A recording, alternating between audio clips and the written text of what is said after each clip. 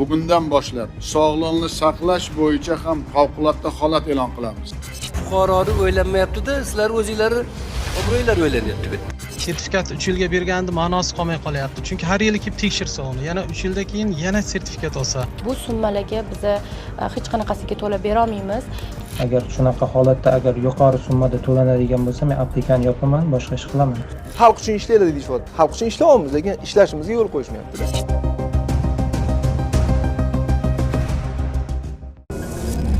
2025-yil 14-oktyabr kuni Oliy Majlis Qonunchilik palatasi retsept bilan beriladigan dori vositalarining noqonuniy muomalasiga qarshi javobgarlikni kuchaytiruvchi qonun loyihasini qabul qildi.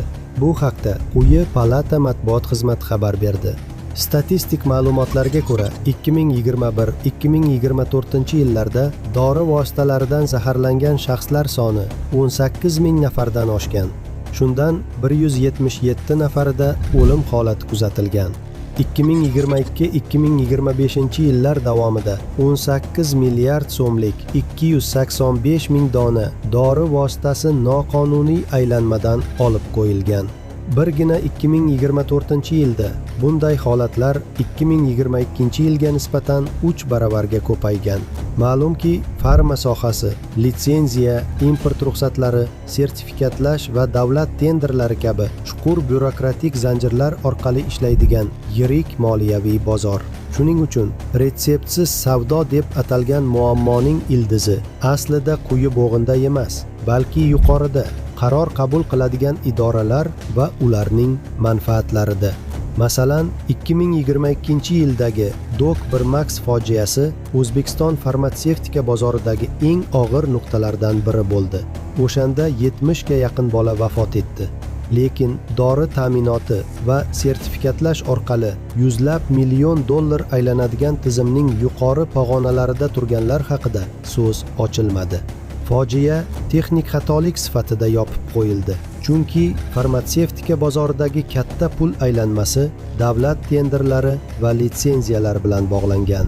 Jamoatchilik bosimi orqali bu tizim ochilsa, katta moliyaviy manfaatlar xavf ostida qoladi. Shu sababdan parlament muhokamalarida e'tibor ildizga emas, og'riqning simptom qismiga qaratiladi. Natijada tizim o'zini himoya qiladi va javobgarlik yuqoriga yetib bormaydi. Shuning uchun aytish mumkinki, qonun loyihasi aslida masalani ildizidan uzoqlashtirish uchundir. Hukumatning farma siyosatiga nisbatan aholining noroziligini aptekachi va iste'molchi darajasiga tushirishi muammolarni quyi bo'g'inga qaratishga urinishini ko'rsatadi. Bunday siyosiy manipulyatsiyada hukumat islohotchi, fuqaro esa qoidabuzar sifatida namoyon bo'ladi. Bu esa o'zbek rejimining an'anaga aylangan yopiq qozon va javobgarlikdan qochish siyosatiga bog'liq.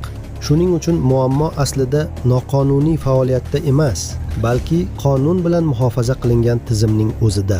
Agar bu tizim o'zgarmasa, qozon yopiqligicha qolaversa, statistik raqamlar ertaga yana ko'payaveradi. Demak, retseptsiz savdo masalasi orqali hukumat jamiyat noroziligini manipulyatsiya qilyapti.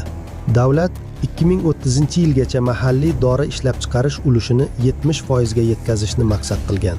Lekin 100 dan ortiq litsenziyalangan farmatsevtika korxonasining 80% faoliyati joyda qadoqlash va import qilingan moddadan qayta ishlab chiqarishdan iborat. Milliy tiklanish partiyasi rahbari Alisher Qodirov dori ishlab chiqaruvchilar uchun odamlar salomatligidan ko'ra dorilarni sotish muhimroq ekanini aytdi. Juda katta mana shu farmatsevtika biznesi borda, shuning orqasidan daromad qilinadi. Odamlarimizning sog'lig'i 5-masala. Dorilarni sotilishi muhim narsa.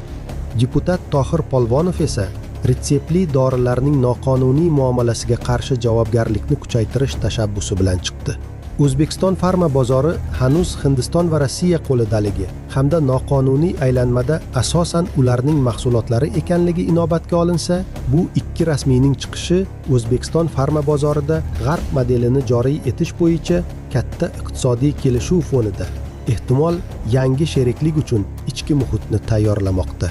Shuningdek, g'arbning dori standartlari va regulyatsiyasini joriy etishga qarshi mahalliy konservativ tabaqa qanday reaksiya qiladi, shuni o'lchash mexanizmi bo'lishi ham mumkin.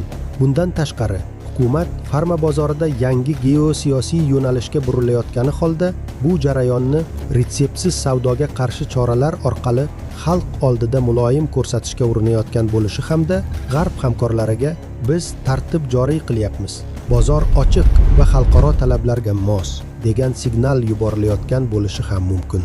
Agar hukumat Yevropa va AQSh farmatsevtik standartlariga yaqinlashib, bozorni g'arb litsenziyalariga ochsa, bu o'z navbatida Rossiya va Hindiston dori ishlab chiqaruvchilariga bo'lgan talabni qisqartiradi.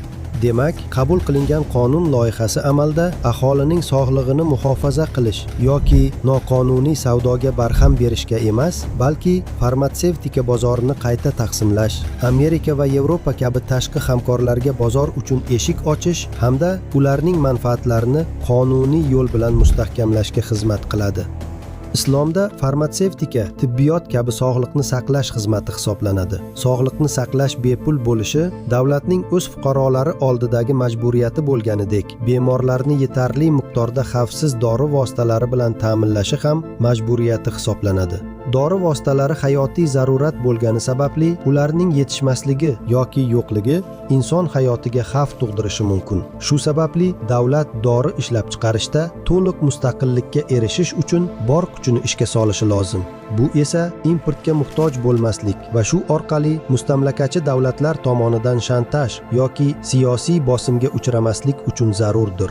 Agar biror narsa ruxsat etilgan bo'lsa-da, lekin u insonga zarar yetkazadigan bo'lsa, u holda o'sha narsa man qilinadi.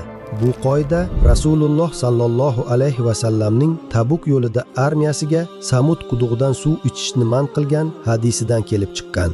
Shuning uchun barchani bepul tibbiy xizmat va yetarli miqdorda xavfsiz dori vositalari bilan yetarlicha va beminnat ta'minlash Roshid xalifalik davlatida amalga oshadi. Chunki hukumatning o'z fuqarolari oldidagi ushbu majburiyatini ado qila olishi faqat islom tuzumini hayotning barcha sohalariga mukammal tatbiq qilish bilangina bo'ladi.